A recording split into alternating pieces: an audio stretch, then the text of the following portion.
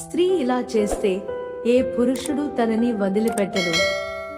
ఏ స్త్రీ అయితే అలంకరణ చేసుకొని చాలా అందంగా తన భర్తకు కనిపిస్తుందో అలాంటి స్త్రీని ఏ మగాడు వదులుకోడు.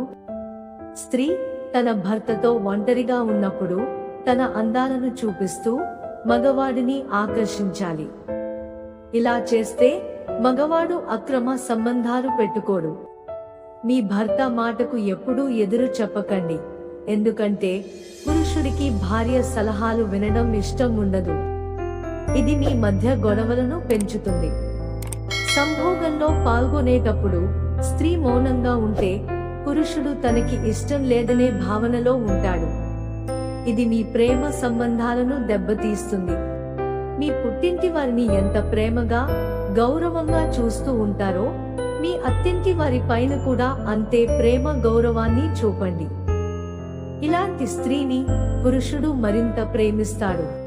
కొంతమంది స్త్రీలు ఇంట్లో పని కారణంగా, పిల్లల బాధ్యత కారణంగా మురికిగా కనిపిస్తారు.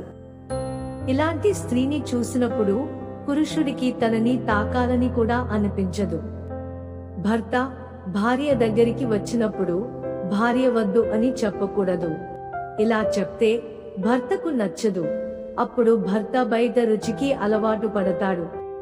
ముఖ్యంగా ఇంట్లో రుచి బాగుంటేనే మగవాడు బయట రుచికి అలవాటు పడడు.